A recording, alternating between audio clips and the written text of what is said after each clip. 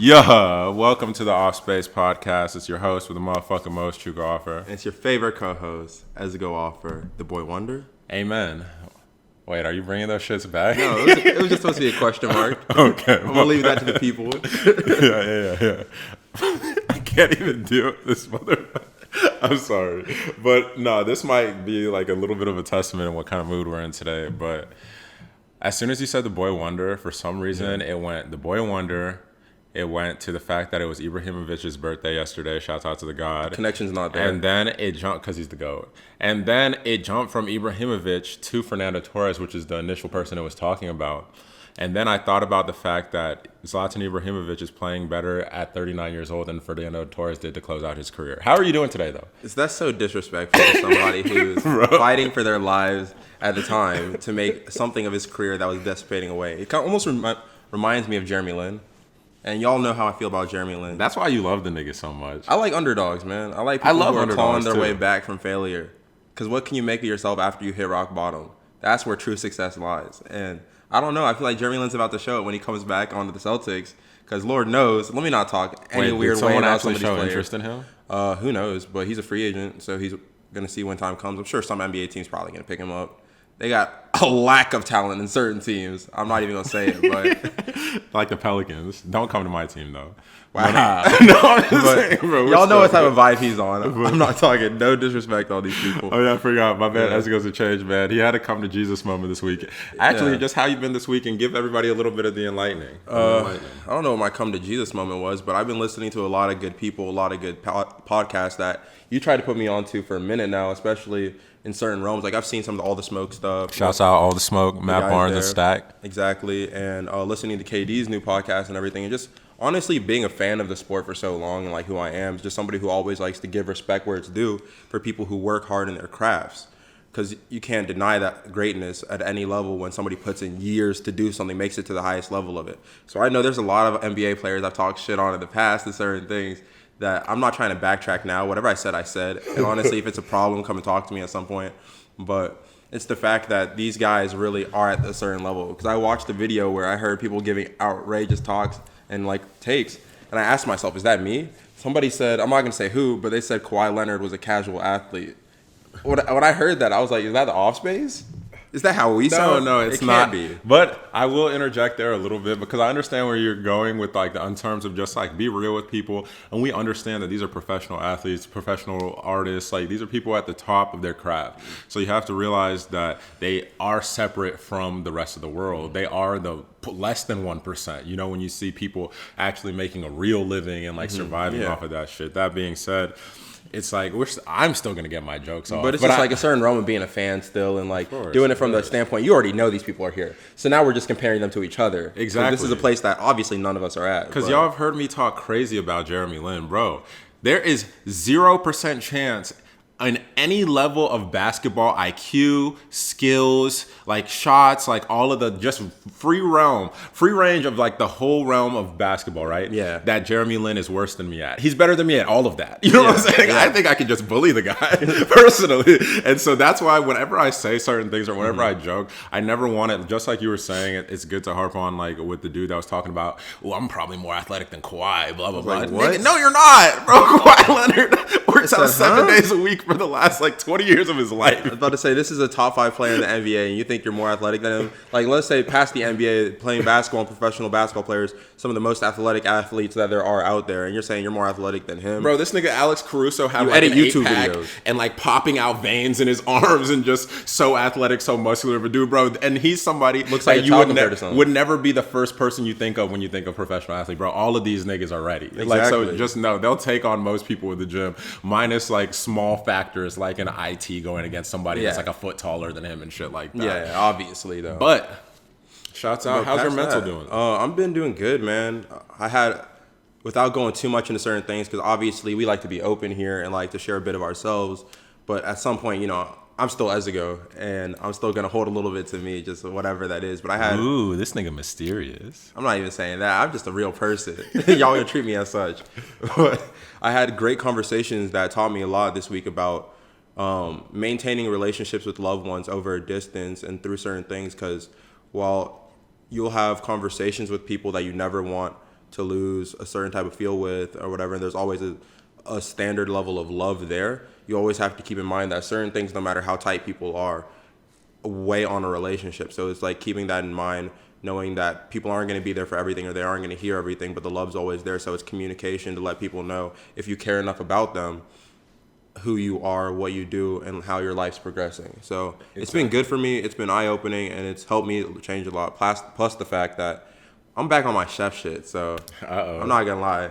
Y'all are gonna get this one day, just like the 8 trillion videos we promise y'all. But it's like, one thing I really do want to do with Esigo is just like a freeform, just kind of a shokugeki. We're big anime guys, like whatever. Yes, sir. So just like a food, kind of like an Iron Chef style food battle between me and him, because he thinks I'm out of my depth. He's giving me my flowers a little bit, where he thinks that I've gotten better at cooking, like whatever, but he thinks that he's a chef. He does this. Like, I don't think I can throw anything on the table and it's just gonna wash you anymore. Like, I gotta try a little bit, but let's be real. At the end of the day, the stuff I'm doing, you don't know how to. Ooh, so okay. That's the biggest difference. It's just a certain level there. But. No, we're gonna see. We'll let y'all decide.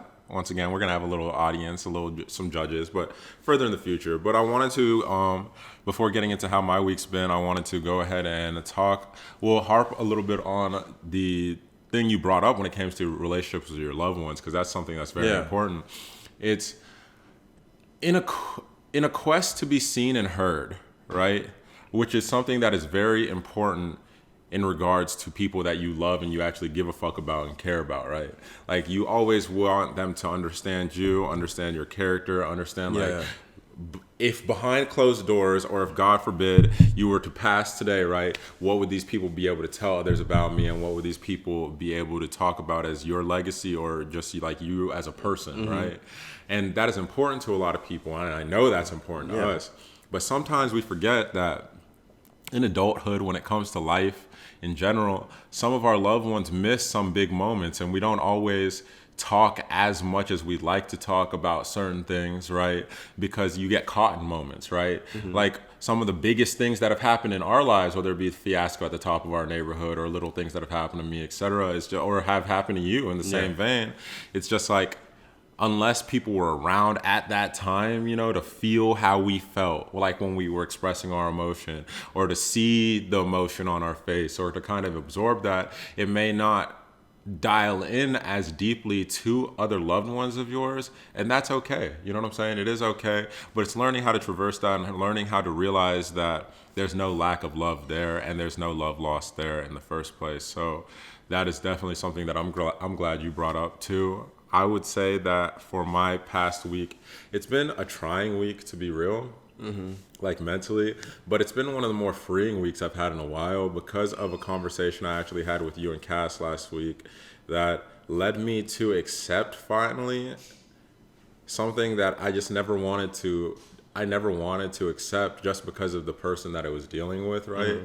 In terms of just like negative emotion, right? Because I'm somebody that, if I love you for real, right? Like, when it comes to the homies, whether it comes to like people I consider brothers, and like that even aren't a part of my family, like someone like a DJ, shouts out, because we're at his parents' crib right now. Or like change of a studio, or like just people that are that close, that are women friends of mine, etc., that I consider sisters to me. It's like, I'm the same way in front of you as I am behind closed doors, right?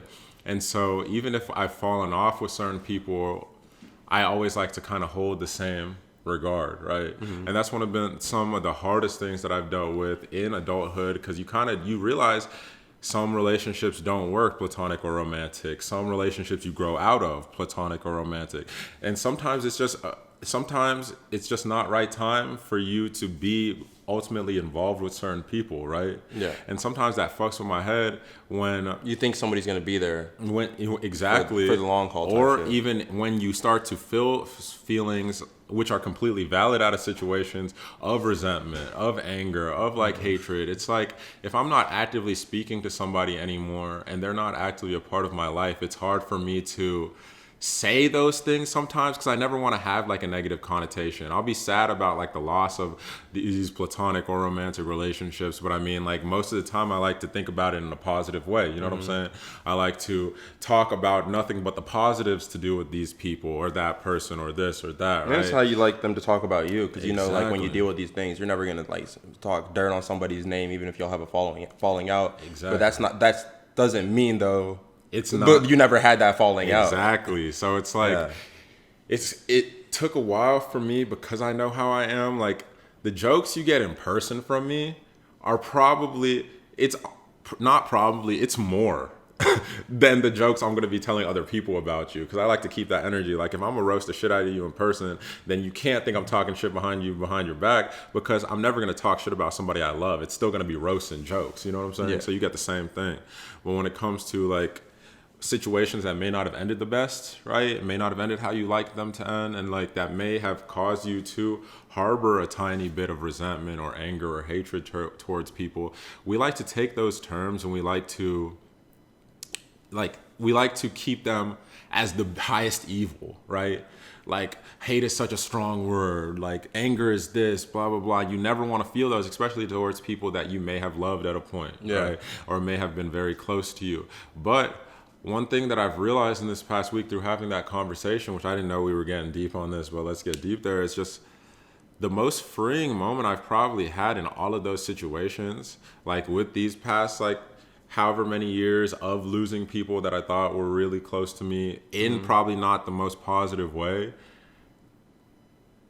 has been accepting the negative emotions and being patient with myself through them. Because I try so long to like act like those negative emotions don't exist and just move.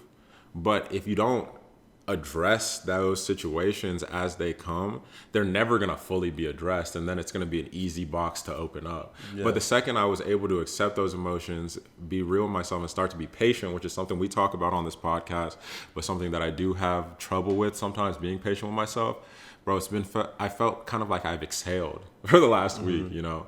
And so it's been a weird week on that sense, but I've been in good mental spirits. Like, take away all of this shit, like, just like we were talking about beforehand, it's like, as long as you have a solid foundation of self, you'll always be good, even when you're not, you know, because you know where your base is, and you know where it's going to go. Exactly. You're always going to come out the other side. But that never means, like, just because and this, we're probably going to talk about this on a reflection room episode too, it's like, no matter if you're the most happy-go-lucky person who's always, as people say, happy and shit, like, the world still has its up and downs. You're still a human fucking being. For everybody. So there's always going to be those low points. It's just holding it out, understanding that it is life, processing it the right way, and moving forward with the expectation and hope that there will be better relationships moving forward. There will be better times moving forward, and just life generally will be on the uptrend. And I don't know, as a testament for someone who's 23 and probably doesn't know shit, because I'm young, I say that very like loosely, because I definitely do know shit about I do know shit, and I don't know shit. Like, exactly. it's all a learning process. But that's a big thing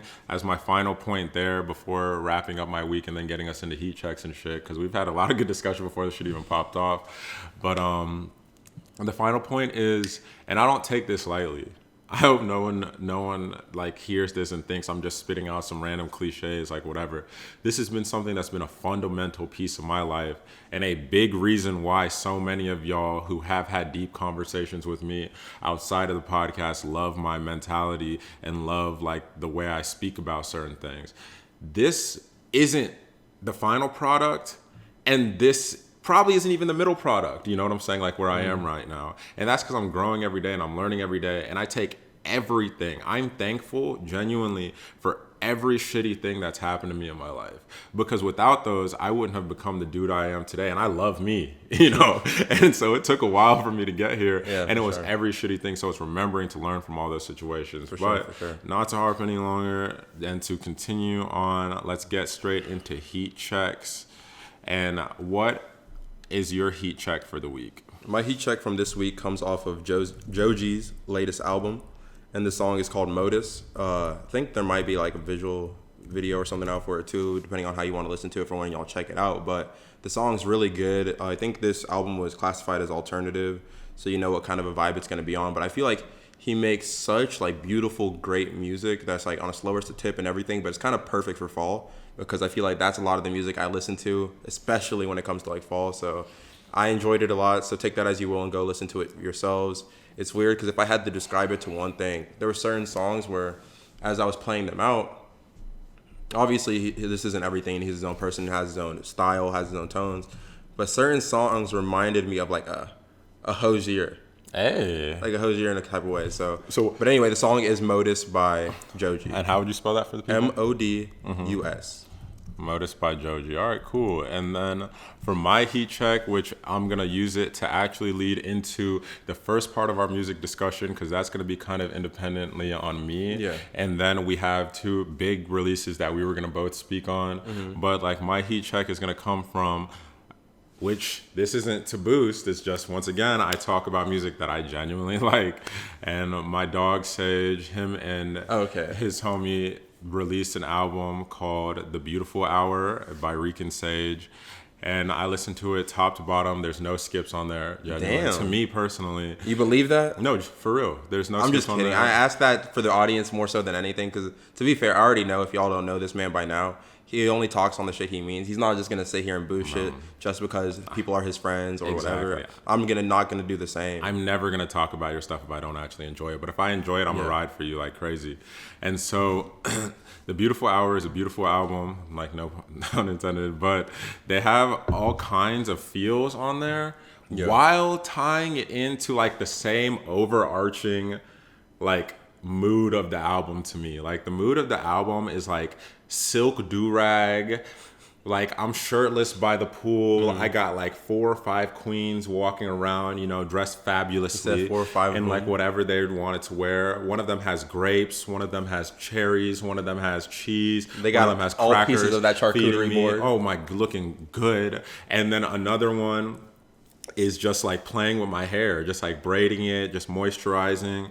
Like this shit really feels just like player, just like really feels in terms of just of smooth. Like that's the easiest way for me to describe it. Really, it just sounds player. Like it sounds fucking smooth as hell. You sold me. I'm not gonna lie, you sold me. So beautiful. It sounds like the vibe right now. The thing that I really wanted to like dig into, because the raps were good from top to bottom with all of their features. One dude that featured on there a ton was this Nico 2K, which I really appreciated his verses for the sheer fact that they chose him a lot. Made you think, oh, they must have for sure found something in dude, or it's one of the homies. And he seemed to kill every verse that he came on to. But the main thing that I noticed was how Sage engineered it though, because like it really does sound smooth as hell. And that's something that I talk to people about when it comes to the production and engineering side in general in music is I never want to listen to your project if it doesn't sound good, right? Like you could have the best raps ever, and don't get me wrong, I know there are certain songs that sound dirty on purpose, right? Like it goes with the feel of the song, right? Yeah. But I'm saying like the certain things that are just that aren't mixed well, you could tell, and I once again understand that it's purposeful sometimes, but really just like makes me never want to press play. And the fact that from No Trap to Need It to Met You on the Internet all the way to All We Got, their final song, everything sounded like Sage sat there, went into a hyperbolic time chamber and really took his time on every little slither of this album, really brought it out to me. And does he have any placements on like other songs or with bigger people? Because I feel like that name just sounds familiar, or maybe it's because I'm around you or like see certain things from other people on socials, but the name just sounds familiar and I can't place why or where. I couldn't tell you any bigger placements, to be completely honest, as I know, at least from what I can tell, most of the stuff he does is in-house and with his partner, like the homie, the duo, Reek and Sage. But I have Does heard the Sage Reek? I had to throw the joke out there at least once. Oh, no. My nigga's on some stupid gas. Yes, so sir. that Sage does reek, yes, sir. But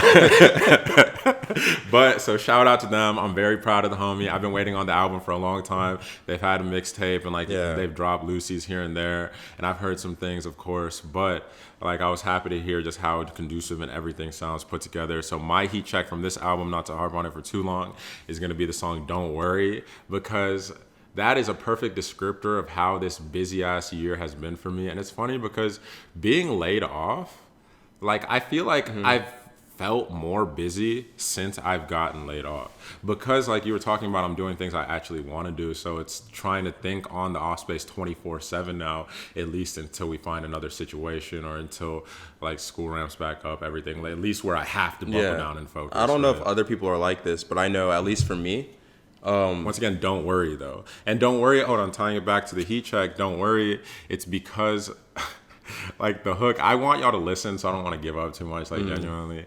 But it really is just about basically don't worry. Don't worry. And with how busy I've gone, and just like where my mental's been, and a lot of things I've been working through, and kind of the space I've been in this year really of 2020, it's really been like, love everybody. A couple of my loved ones in this room right now, but it's just like, unless you really notice something that you need to like call out, that's going to help me, of course, because I want y'all to always keep me accountable. It's just like, for people in general, just please don't worry about me. Like, I'm figuring out what I got to do right now. Yeah. You know what I'm saying? It is what it is. And I know, like, what I was saying, at least for me on a tip, because I've always been the person since I got out of high school, I had a job, or was holding down doing certain things to obviously live on my own, take care of myself, not let my parents worry too much about me. There was points I was doing more things that were fulfilling for me, and like I was chasing actual goals. And there was points I was going through the motions like everybody else at a certain age, right? Mm-hmm. But the difference between when I was doing things that had purpose for me and when I was doing things at a different age, it was just the fact that what I did on my time outside of work. Because when I was doing something I didn't want to be doing, when I got off of work, I was just bullshitting. I was wasting time because there was no way I was going to put more effort to doing some more work, because I already had to do all this bullshit that was just mentally draining for hours and hours and hours on end, on top of like majors that I didn't want to be doing. So it was just like any productive hours I could have had outside of them, it just went to like recuperating and getting myself back together for just life separated from those. But when it was on a tip of me doing things I actually wanted to be into and things I actually was, like, that fell more in line with like goals I had. Every hour outside of them, I just wanted to do more, and I wanted to keep getting at it. And there was times I was productive like 80 hours a week. It was almost like I had to be doing something at all times because that's what I wanted to be doing. And so being back in this period right now, as terrible as it sounds, like, you know, with COVID kind of halting everything and being so awful, just the world, I found so much peace in being able to not have my traditional job I have right now for my own reasons, but also Wells Fargo is laying people off anyway. We kind of got into this, but I know you're kind of on the same tip. It's like, okay, now I have all this time. Now I have all this like freedom and shit. Like, what do I want to use it towards? And realizing where we are in life, to where we know who we are and have our concrete like selves a little bit more established. It makes actively doing things that much easier. So you don't feel bad about constantly thinking about these things, because you want to be.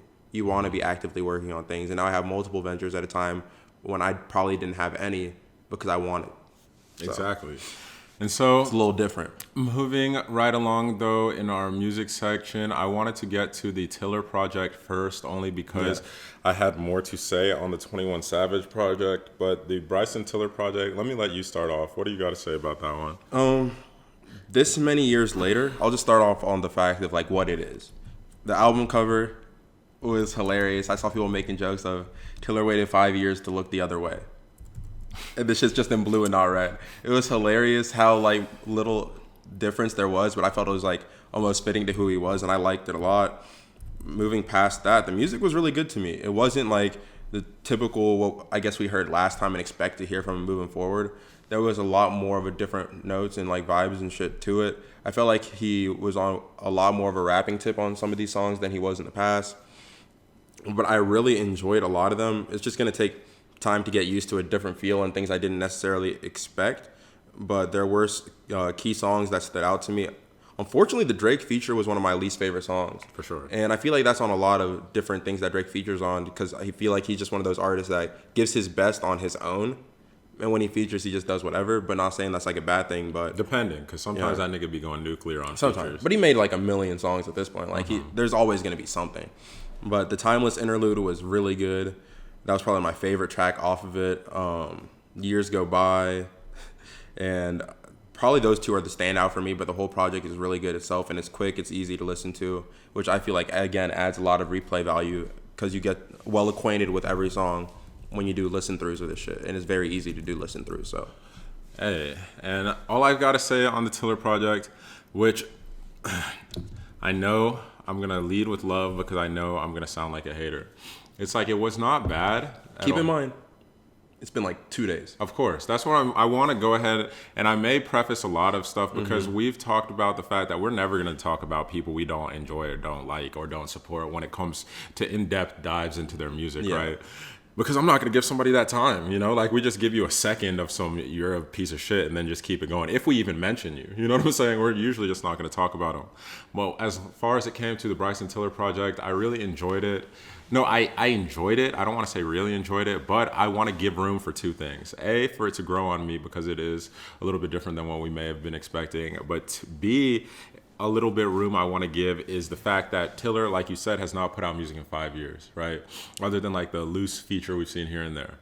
And so what I'm going to assume, which could be so wrong, once again, it's only been a couple days. I have to give it more time to digest, and because you guys have seen me come here and just walk back so many opinions on music, and that's because you have to give music time to digest. And we run a podcast where we talk about the shit a day later. You got to let it like soak in with the feel, with the time. You got to let it become like, and it's just starting to get cold, which is Tiller season, so I feel it. But I will say, even though he has one of the hot weather anthems with that Wild Thoughts with Rihanna, but anyways, as far as this project, I am not giving that much credence to it because artists rarely release music and then instantly announce that there's more music coming if the music wasn't some sort of throwaways, right? And so I want to give, if that is the case, then this shit hard, bro. We just got to pack us some decent throwaways. I didn't hear him instantly say that he was dropping. He instantly said he's dropping music later this year. Okay. Like he's coming again. Because maybe I just didn't see it on the socials in that sense. Yeah. I just saw like the drop, like almost immediately following, obviously, like the deluxe drop of his older shit, which is... It seems like a rollout to me. It seems like it took this long, which 5 years, people pick good numbers, like 5, 10, like whatever, for like anniversaries and like whatever. But the 5 years after Trap Soul, giving us the deluxe version with a couple more songs. Cool. All right. Happy for that. Your name's buzzing again because people are talking about Tiller, you know, Penn Griffey. Like everybody loves Penn Griffey. But then you release some music that is new so that people can digest, people can, you know, start getting acclimated to some new sounds you may have, some this, some that. And then you release the project you've actually been proud of and like really grinding on and working on later. Yeah, is what it seems like to me. So that's why I don't want to give it too much. Just like kind of I didn't give like the most critical thought process about like Smino's mixtape he dropped this year, because I thought that shit was fire, but it wasn't Smino quality music because it was a fucking mixtape he put out quick. You know what I'm saying? It wasn't supposed to be like legendary album like Clank or like fucking Black Swan like type shit, type music, right? Netflix and Duce, all that. So moving on, since I don't have... That makes sense. So time will probably tell, and you're probably going to end up... I know we don't always revisit certain things, especially after they might kick in, like... Actually, I want to backtrack that, because I know at least I personally do. If I start fucking with something way later, I'll probably mention it even if it is old at that time and it's not current, just because that's what I'm listening to. Y'all have heard me come on here many times talking about older drops and shit that I listened to just because it started to resonate with me a little bit more at that time. Exactly. And I do a lot of that with walkbacks too. So I mean, yeah. I'm so, not sad to do that. But then moving on into 21 and Metro Boomin wants some more, nigga. Let me say something about this first. Because I'm not trying to sound like a hater, and I'm not going to sound like a hater, but I feel like it is one of those things that this one I definitely gotta let grow on me. Because I was going into listening to this with the complete attitude and feels of I'm trying to listen to the new Tiller project and Joji. You already know what kind of sounds those are on. It was almost a completely different switch up. That's like being in a room and like vibing to some music and then someone coming out of nowhere and sticking you in the face. Like, you know, that's the most different thing. Bro, I'm at a party and I'm in a room alone by myself just sitting there just thinking. That's what that felt like. But the album was good to me. There was definitely songs that hit a little bit different and I liked that were stands out for me personally. I know Cullen was talking about how I saw him tweet, Oh, yeah. the Glock in my lap is... Bro, the Glock in my hardest lap beat beat. he's Oh my ever heard. goodness. That shit sounds dangerous, for real. Like, actually sounds dangerous. I love that Rich shit. nigga shit was super nice, super smooth. I thought my dog might be my favorite on it right now. I know that's subject to change, but my dog was fire. I'm not gonna lie. My dog was up there for me. My dog might be top 2. I really loved what was the fucking bro? The Morgan Freeman shit. How did that? I want to ask you, what did you think when you heard all the Morgan Freeman narrations? Because I felt like that was the most fire random thing that shouldn't have been in there. Like, why the fuck is Morgan Freeman narrating a 21 Savage album? That's awesome. Like, that shows you where the fuck hip hop has gone. I love it. Like, I really giving do like love the whole little monologue about rats compared to snitches, and I'm like, yo, I believe it. I'm with it. Morgan, talk that talk, bro. The song he's got. R.I.P. Love. R.I.P. Love, man.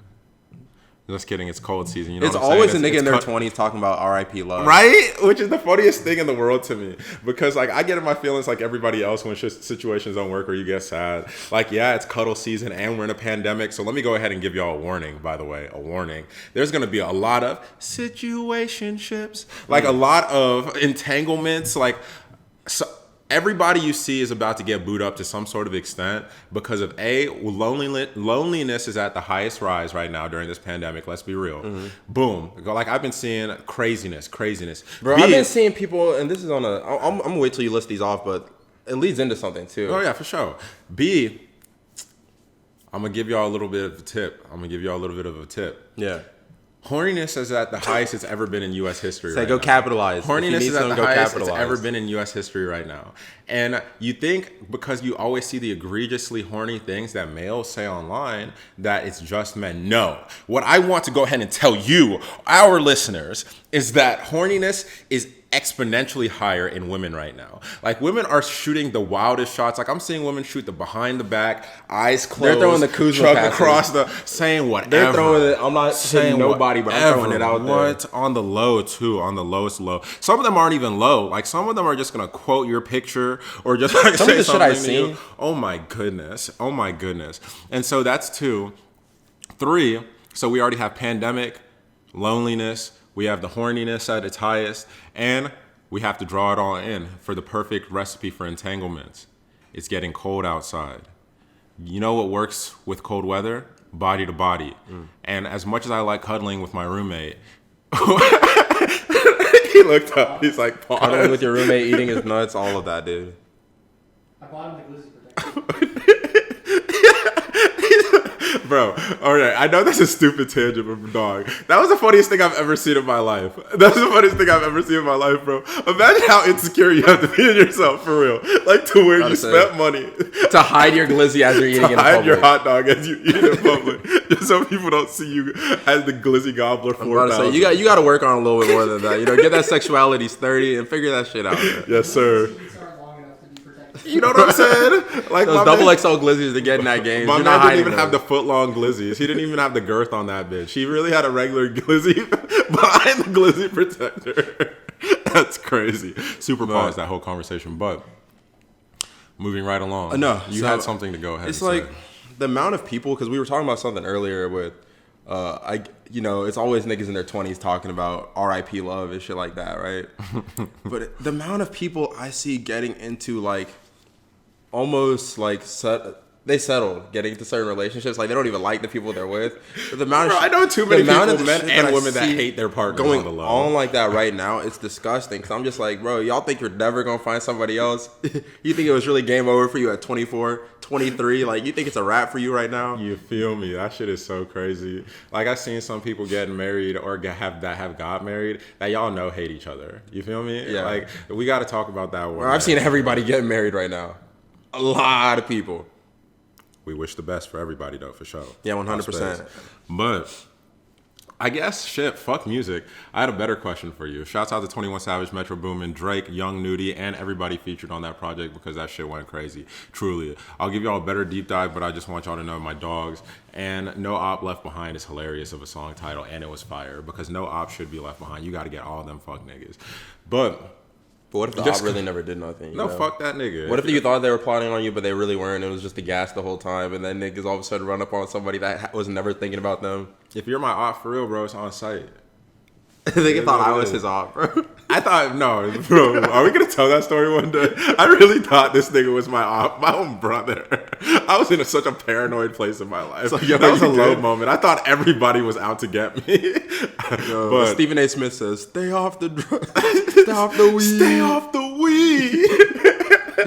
Bro, high as hell at night, just like, damn, bro.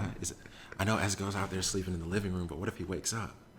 Is that nigga gonna come for me? Is he gonna come for me? Are they gonna miss me? Oh my God. But I had a question for you. While we keep it on there. And before I get into this question, we got to talk about the most important thing possible, which is the fact that it was Nigerian Independence Day within these last couple of days. So once again, shouts out to Nigeria. Yes, sir. Mm-hmm. Yes, sir. We love it. Proud Igbo man. Proud Anambra State. You know what I'm saying? You heard me? Sir. We all got that sorted out. So shouts out to Nigeria. But so since we were talking about entanglements, situationships, whatever, and this is theoretical, I have to ask you a question. Yeah, go ahead. Just for as go offer. I already don't get set up. This always happens. So you obviously aren't going to know because people aren't real. And no, I won't say people aren't real. People aren't going to divulge this information. This is on a need-to-know basis, right? Mm-hmm. So I assume everybody's got a roster, right? Yeah. Everybody out there in single has a roster. And so if you are talking with a girl, you're fucking with a little shorty, like whatever, it's not that serious. Like you're not invested, you aren't exclusive, like whatever. You know you're a part of her starting five though. Like you feel it. Are you okay just being a starter? And what I mean by that is, where in the starting five do you want to place yourself if you had to choose? Would you rather be a first option, second option, third option, fourth option, or the fifth option on the starting five? I think it depends because let's be real. In a hypothetical world where everyone has a roster, everyone, so not just the person that I'm on theirs. Let's say I had one myself. Let's say I don't do this, but on my honor. But let's say that I had a roster too, right?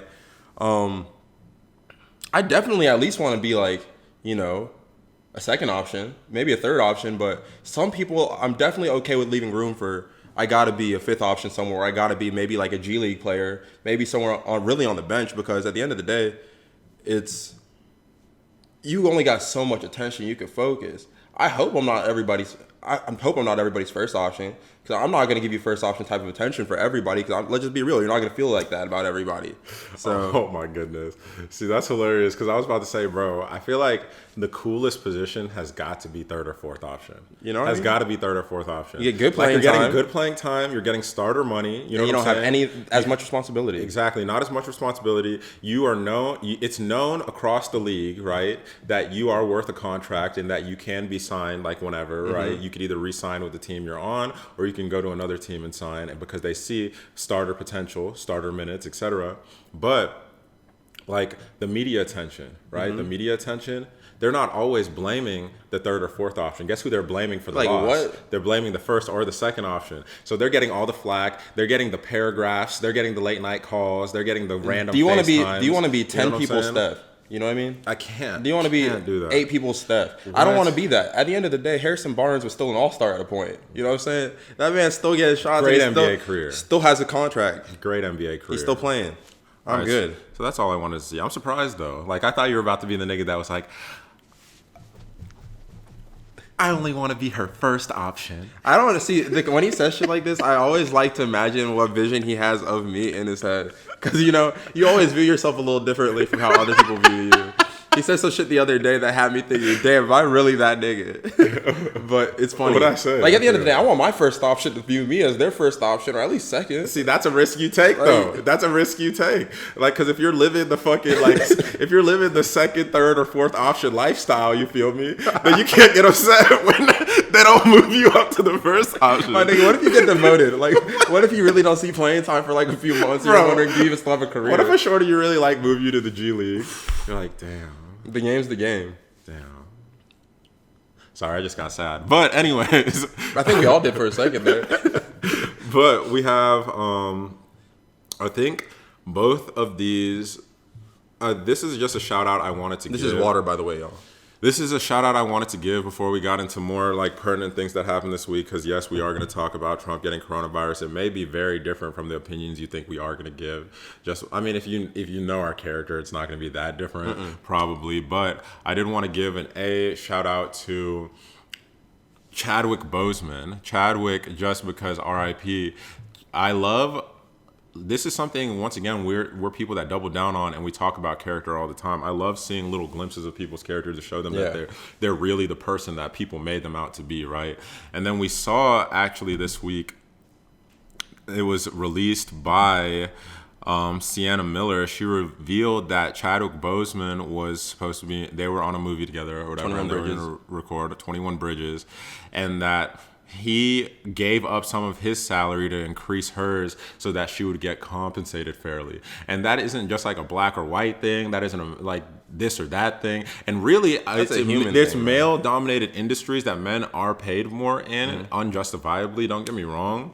But at times, it's just unjustifiably at times for sure. But it shows the fact that he saw the worth in this person, right? Which I think is more of something to speak on, because you see that somebody's not getting what they deserve, but they accepted it because entertainment's an industry where you're constantly told it's for the look. You know what I'm saying? Like, do it for the look. So just take less than your worth.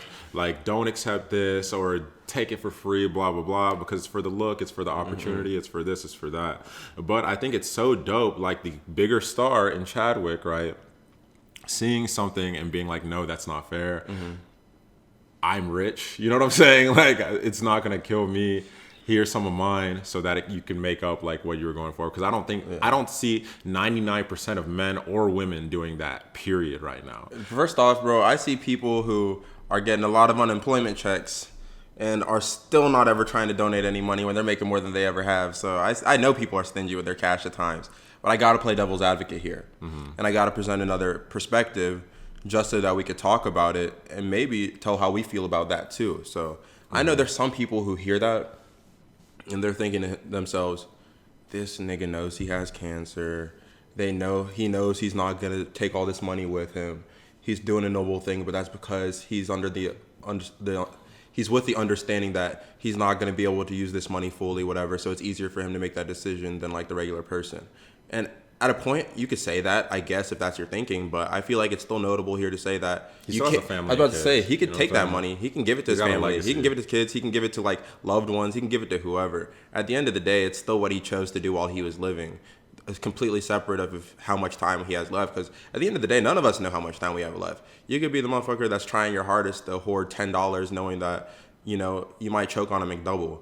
And I don't want, obviously, I hope that doesn't happen to anybody, but. And just even to go on to that fact, from everything I saw, this man Chadwick, yes, he was preparing, don't get me wrong, but I truly believe until the day he passed, he probably lived a certain life. He probably believed he was going to beat this. You know what I'm saying? Until probably coming to peace, like when he realized his shit was shutting down and it was time to figure this out, right? But I truly believe he probably lived his whole life, well, his few years, like with the cancer, believing he was going to beat this. Yeah. So R.I.P. to Chadwick once again, and just a big nod to that human being in general. And let's go ahead. I gotta have a Chadwick movie day here soon. Hey, and I wanted to go ahead and speak on the fact that a member of the Breonna Taylor grand jury filed a remarkable motion asking a judge to release the entire proceedings of the grand jury. The motion strongly suggests that the Attorney General's public comments contradict what was presented by the grand jury. And so I'm hoping that can be a vehicle for justice in a situation where we clearly saw that justice wasn't found, because they were assuming that the Attorney General was hiding behind the secrecy of the grand jury and the fact that that information can't be released, etc., just to say wrong information. Imagine that you're somebody though that was a part of that, and after the decision made, it was that fucked that you were like, hold up, wait a minute, that's not what you're talking about. That's not what we said. This nigga wrong. He's lying, Your Honor. He's lying. Or omitting something here, obviously, but that's good that person has the balls to do that, men and women. just for the fact that that has blowback. Oh, for sure. Especially when it seems like this is so actively trying to be like covered up or dismissed. That's gonna have blowback for that individual. So shouts out to knowing that somebody's gonna snitch on who was the one that spilled the beans. And whatever happens to them, sadly. But that's nice to have represent yourself a certain way and have a certain level of character that you can just realize right and wrong. Shout out to the brave individuals that realize, once again, like we've been speaking about all this time with police officers getting blackballed and just like members of the grand jury in this case, just like we know, like with harsh negative public opinion towards certain things, right? Yeah. It may not have the best results in your life. It may not really behoove you to have the stand-up character in that. You might need to move. That's why I would love... Your whole town starts to hate you type shit. Especially if he's in one of them racist-ass towns. But it does give... It makes me love and just have more faith in people because there are people that their character is going to be so decided by this shit that they're going to continue to be themselves and stand 10 toes on whatever the fuck they got to say regardless. And so, once again, shout out to whoever was the person that gave up that information. And I wanted to... Oh yeah, we can before we get into all things sports, because we have some sports news too that we wanted to talk about. I wanted to talk about the fact that Trump. Right after the debate, let's go ahead and talk on something because I'm gonna go ahead and tinfoil it up for a second here. First, just because you did mention the debate, I do want to go ahead and say, and we're not going to harp on like key points because everybody's seen like the. I felt like this one was heavily watched. I don't see a lot of like these debates actually like tuned into, but people took notice. Oh, people paid attention. And so I will say the debate was, at least from my opinion, once again, if you ever hear us say anything on the Offspace podcast, unless I group us together, it is either my opinion or Ezgo's opinion. We are two very different people. But like when it comes to the debates, it was an embarrassment for our country. It was an embarrassment for the United States just as a whole. All of us people, us young people that are going to have to take the reins over in this country in the upcoming years, it was super embarrassment because it showed the world that we don't take our highest offices seriously. Serious enough to go out and vote, serious enough to make sure that we're active in our local elections, serious enough to hold these people accountable, because we saw a clown fiesta on both sides to the point that I honestly started cringing during this debate, like cringing at times. It felt like watching two toddlers argue with each other. Right. And I want to give, if there's any credit to give, don't get me wrong, but if there's any credit to give one side versus the other in this, it would be to Biden for the fact that at a certain point, I think he just realized that Trump was insufferable and that there was nothing he could do. And so, he let him get to him. And that's something we're all human beings. And he said some vile things. And obviously that's Trump's game. Like, he's one of those people on the basketball court that figured out that something happened in your life or something happened at your high school that other people don't know about. And he's going to keep digging into you until you snap. So we get that. And so obviously that was his game plan. And Biden did show his ass a little bit because he did let it get to him a little bit.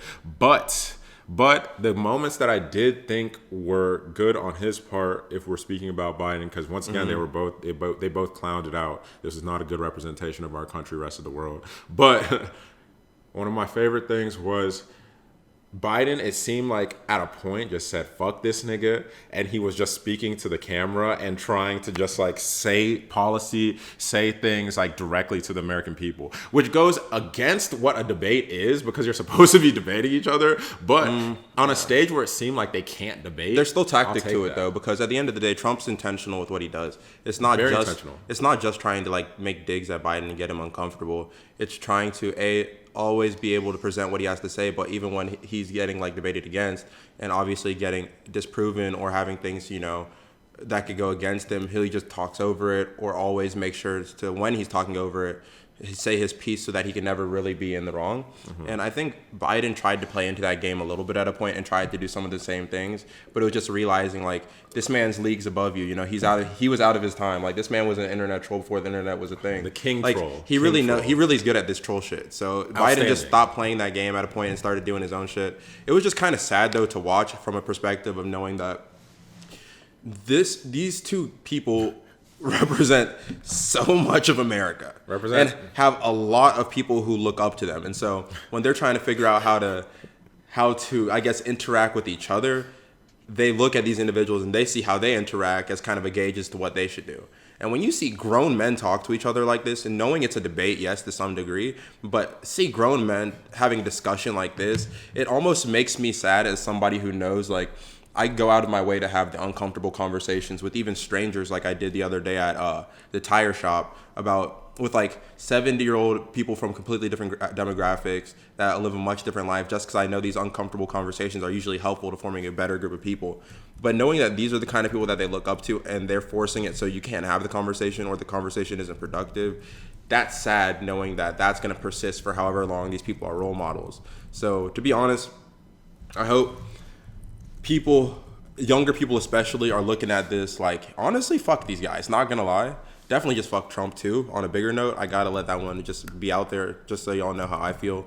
But fuck these guys in general, and I'm going, again, me speaking as if I'm in the shoes of these people, I'm going to start operating and carrying myself in a way that I believe is like true, in a way that I believe is like just how people should operate. Going back to that golden rule we were all fucking taught as kids, which everyone seemed to forget all of a sudden, treat people the way you want to be treated, which I feel like would solve a lot of, that honestly could lead to world peace if people just followed it on the day-to-day. Not gonna lie. I think just that simple. And so, like, one key point, a key moment, I agree with you for sure.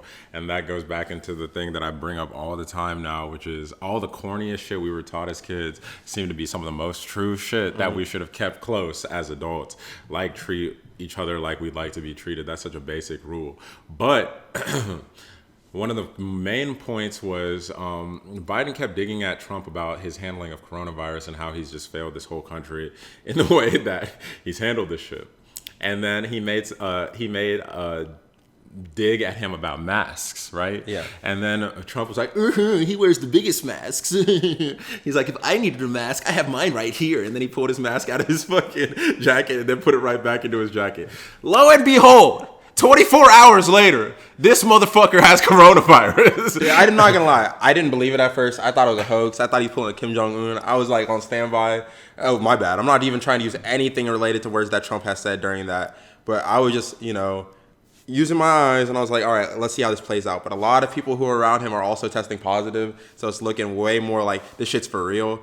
That is ironic as hell. And we want to preface this whole segment by saying, and I know people aren't going to agree and people are going to be a little bit upset, and I want to make it very clear what I'm doing with my hands right now. So just in case you do see my fingers might be crossed for something that I'm not going to speak out loud, because I think that it is a little bit crazy to wish and speak the death of somebody into existence when we have, I think it's a bit insensitive, and don't get me wrong, his handling has caused a lot of this shit, true, but you have a lot of people who have siblings, parents, uncles, aunts, grandparents, etc., that have died from this virus that has been very real, and now we see a lot of GOP members and a lot of Republicans taking it seriously because their big dog finally got it. And so I do want to go ahead and preface it by saying that we do wish for if anything else were to happen, it is what it is. You got to ask God himself, because that's the only person that knows what the next chapter of this shit is. But we do not want to wish death upon this human being. That's a little bit nuts. Never been my character. I hope that's not how we proceed to, just act as humans towards one another. Obviously, you can disagree with people, and not just disagree. Obviously, some of the stuff this man stands for seems fundamentally against my character, and I do think at times, sit back and stand by.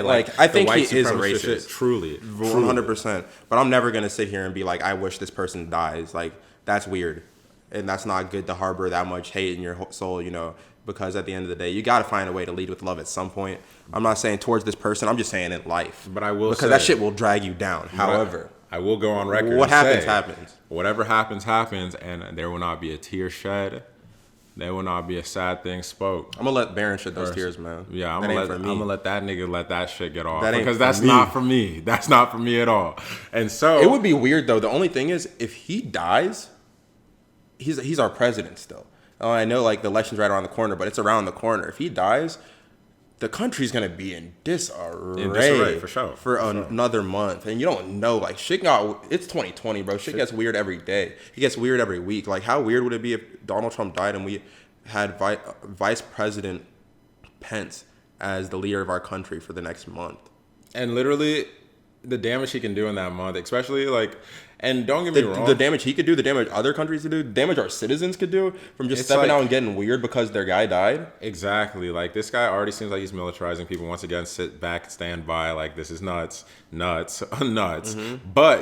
But it's like, as evil as I believe Donald Trump to be, and I don't want this to be me singing the praises of other dude. I don't feel like I need to always like give a preface for that, but just be real about the fact that I clearly don't like Biden either. But I mean, like, if we got to choose one of the two, I'm going to choose the one that isn't a public white supremacist. And so fuck Trump in terms of just like how he thinks and like a lot of the things that he says.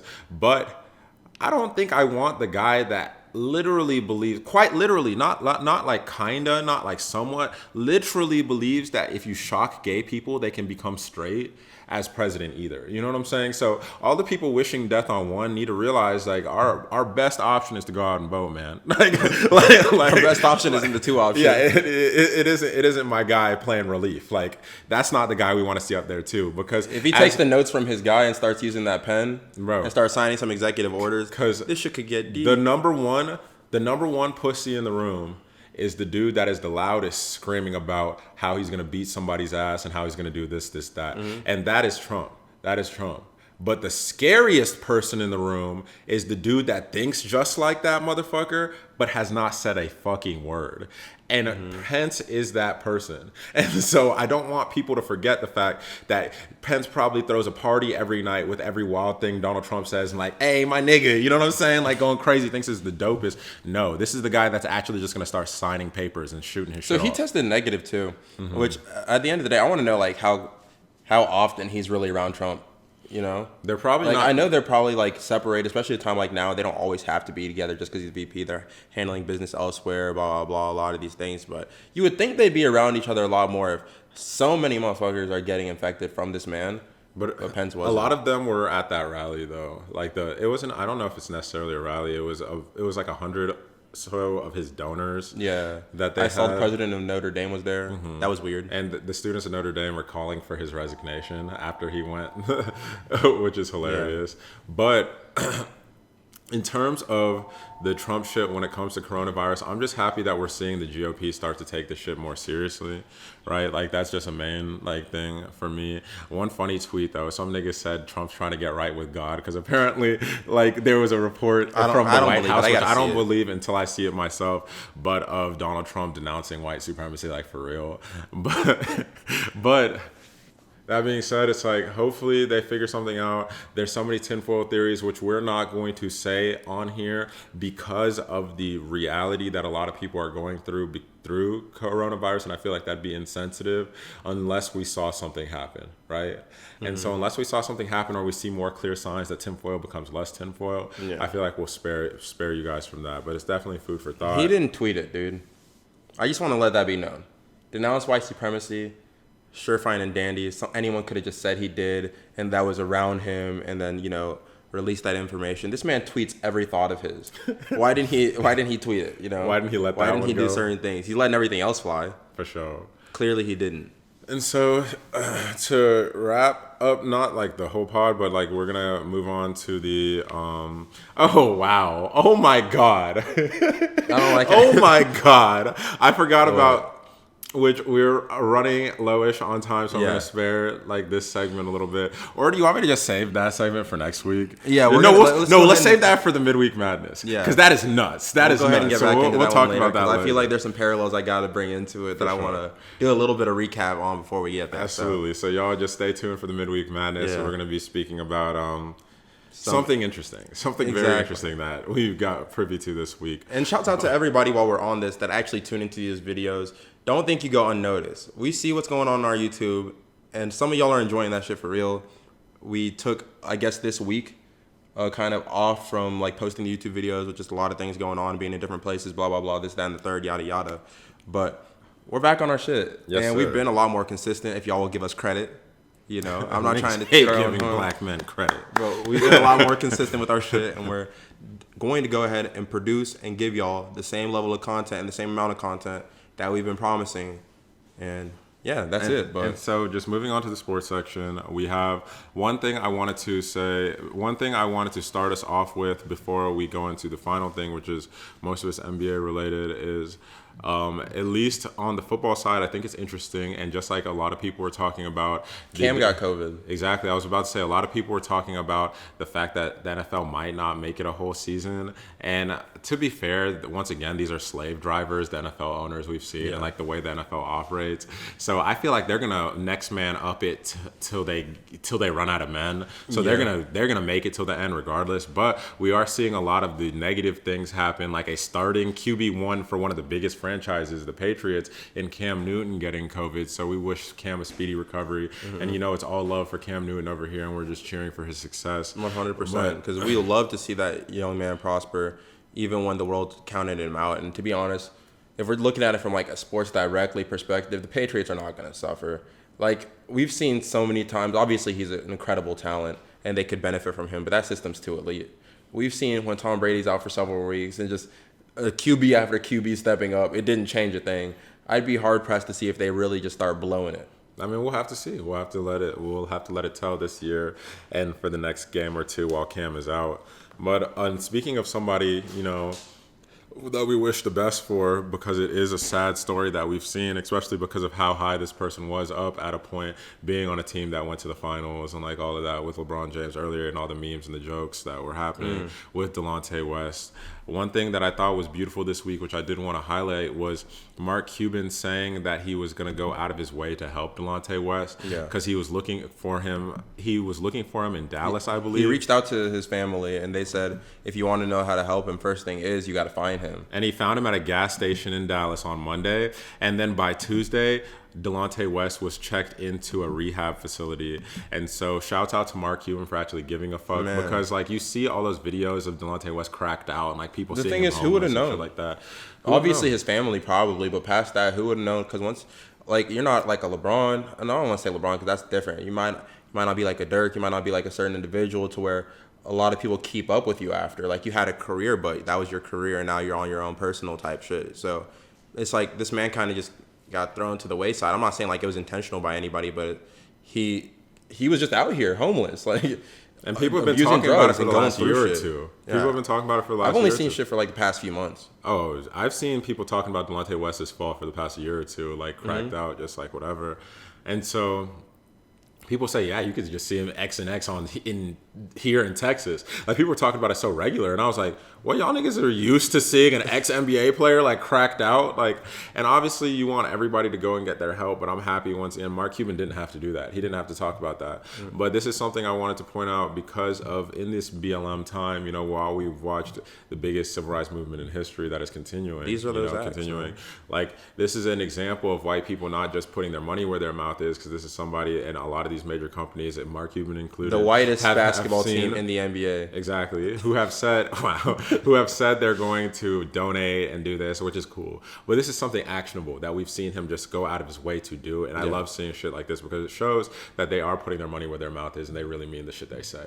So I want to continue to follow this, and I do hope and wish for the speedy recovery of Delonte West, because that is something beautiful for me. You know what I liked? What? Obviously, Mark Cuban's a billionaire, and he's involved in an organization that's multi-billion-dollar business.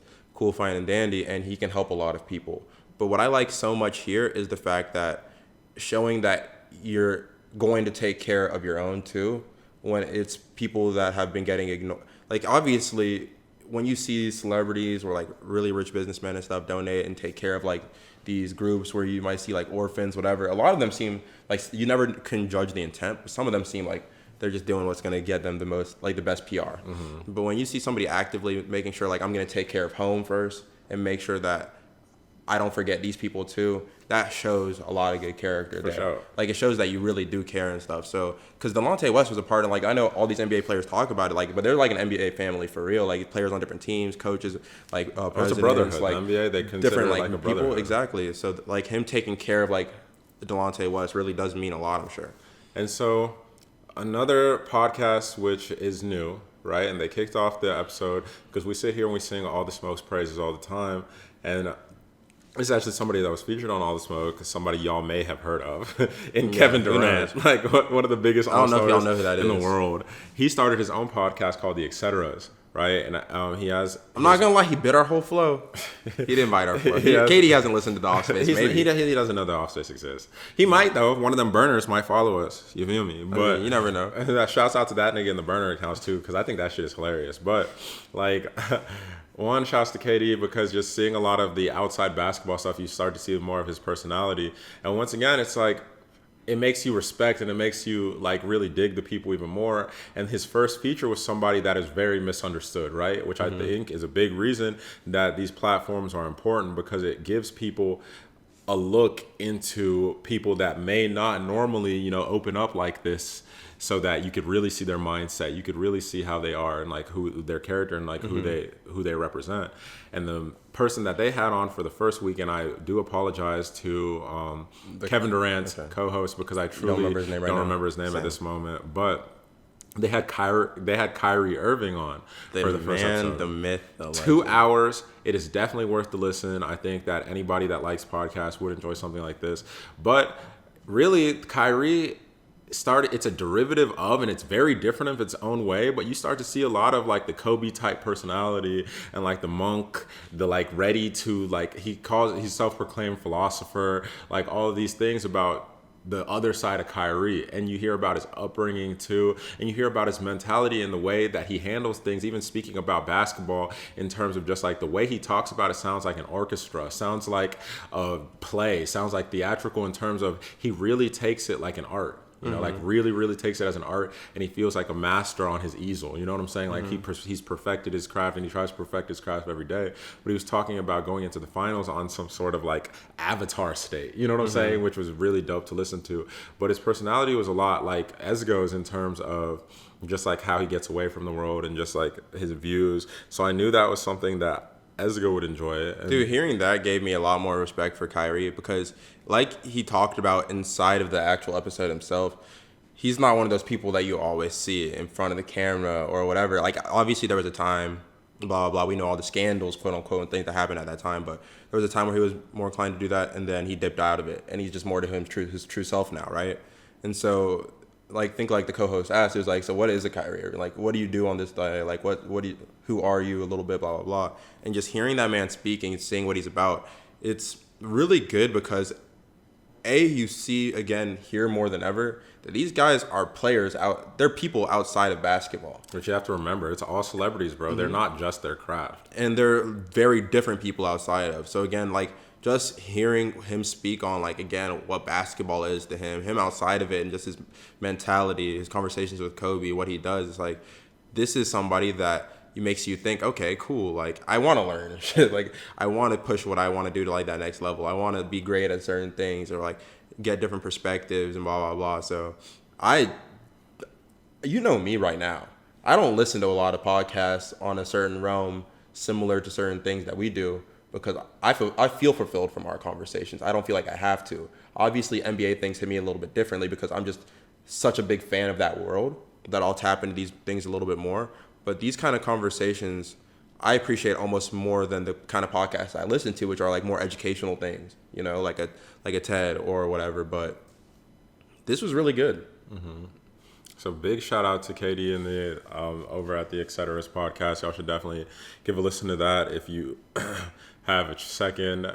And then before, the last thing I wanted to speak about was just like how the NBA finals have kind of devolved, you know, before we wrap things up. I didn't want to give another podcast shout out to All the Smoke. I listened to the JJ Redick podcast that they dropped this week. And JJ is somebody, like, my favorite interviews from like All the Smoke, from JJ's podcast that he has, is just like seeing people that are misunderstood, right? And then getting a glimpse into their real personalities.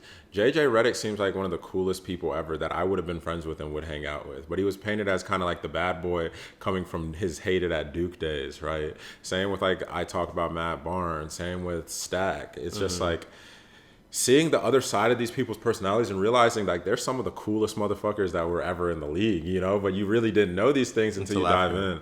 And hearing him talk about like the bitch ass white boy moment was hilarious, because JJ was like, bro, like I understand everybody's backlash and like everyone, especially like in the times we're in, you know, everybody's a little bit more sensitive now. So he said he understands that, he gets that. But he said, I'm a white person that played AAU basketball. You don't think I didn't hear this from middle school and up? Like, he said, what's wrong with y'all? Like he's been used to that. And Matt, because they were on a team for a second, even went out of his way to say, bro, I've heard you called every variant of white boy. I've even heard people just bitch ass nigga you, like on the court, just because that's people get hot. Like, people are gonna say what they want. And then JJ, he pointed out something. He was like, look, basketball, majority of the greatest players that have ever played basketball are black. Majority of like the people on the best AAU teams are black. So he said, what did you expect when I was the one white guy that hopped out and was like shooting lights out or just like doing like the crazy shit like in the AAU circuit? He said, what do you think they were gonna do? Like, they weren't gonna talk crazy about me? And he was like, bet. He said he knows Luka didn't care, like all in these situations, and just hearing people's perspectives. Yo, I bet it's better for them to call you that than it is for them to make fun of your skill. You know what I'm saying? Like, they can't make fun of your skill, because at the end of the day, they're watching the fact that you're shooting lights out. Like, oh my God, I forgot we're sitting with the white mamba, so he remembers his AAU. He remembers his days of being called bitch ass white boy too. I'm sure once DJ started dunking and then some of his black friends couldn't dunk, he probably got called bitch ass white boy even as I'm just watching that shit, I can see it. But then once, man, like, what were you saying? No, I'm good. I feel like it's a turn, and obviously that's not going to be the case in certain years, because you just see progression of like how we treat each other and how things happen. Like, there is going to be a time where I feel like that's not acceptable, and you know, that I'll let that time decide if that's right or wrong. That's not for me to say, like, obviously, but. Jeremy Lin should respect too. And one day we're gonna have a conversation on how the NBA was trying out for Jeremy Lin.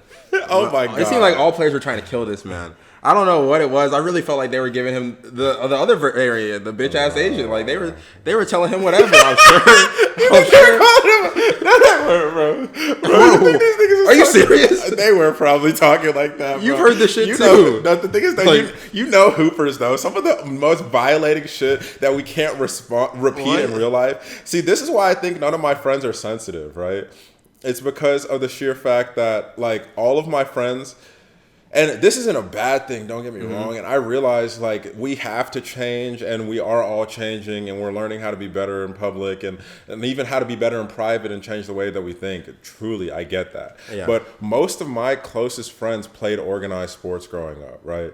Like, some of the most vile things you could say to another human being are in between those lines. Like, bro, and so you just get thick skin. People were just trying to get under your skin at a point, even if they didn't mean it. After we get words, they'd all be like, you know, it's just jokes, homie, right? Like, you're a hell of a competitor, all this. It's like, bro, fuck out of here. I heard what you called me. Exactly. Like, you were saying it to my face. Someone can wish, like, death on your family, and then after the game, walk up and be happy to shake your hand because the switch got turned because the clock ran out. You know remember, we were playing a league game, and this man was talking about, remember when the dude typed in Chinese? Oh, yeah, he put through the translator and shit? Even down to League of Legends, bro. Like, we were playing a League of Legends game, and some dude was typing in Chinese characters, and my friend Jesse, he was like, fuck it, let me put this in the translator, and this dude he wishes our mom died. He wishes our fucking mom died of a league game because we beat his ass. Of a video game? This man was hot that we beat his ass. That shit was crazy. So competition gets heated, and there's a lot of shit that we just realize it is what it is.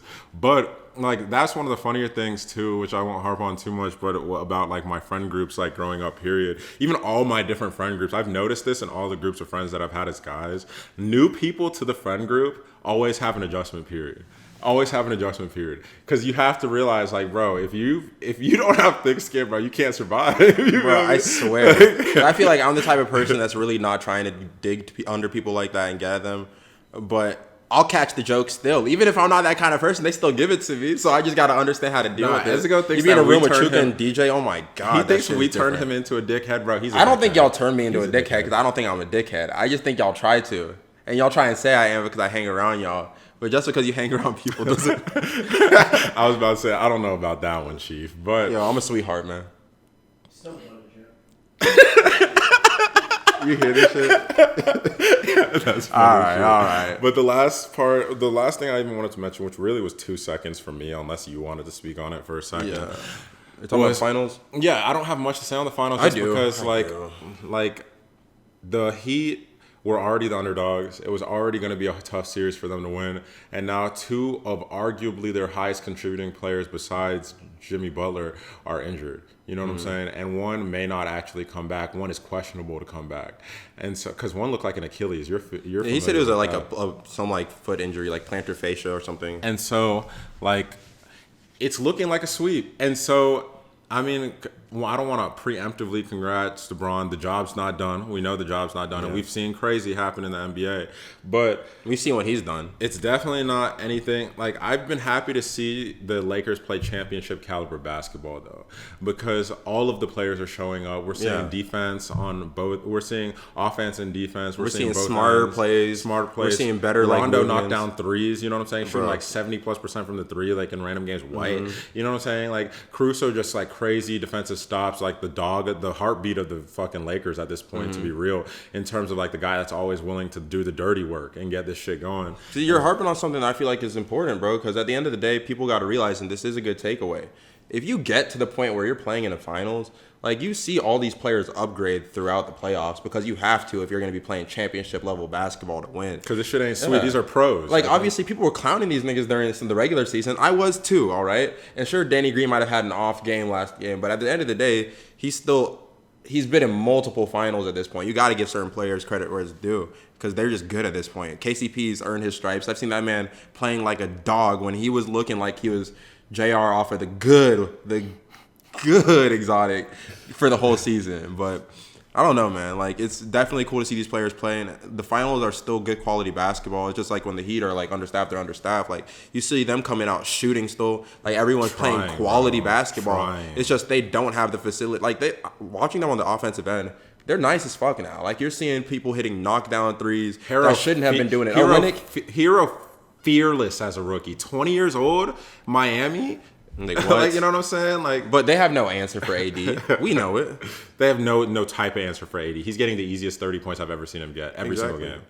And so, like, we're going to keep y'all posted with more with the finals, like, as we watch. But other than that, I don't have anything else. Do you have anything else Man, to say? it was the finals were I can't even say the Western Conference finals were the finals, bro. Like, I've seen better series in a lot of things, but I appreciate NBA basketball. Great playoffs still so far. Yeah. So, my name is Shuka. My name is Ezio. And this is the Offspace. Yes, sir, skis. Yeah.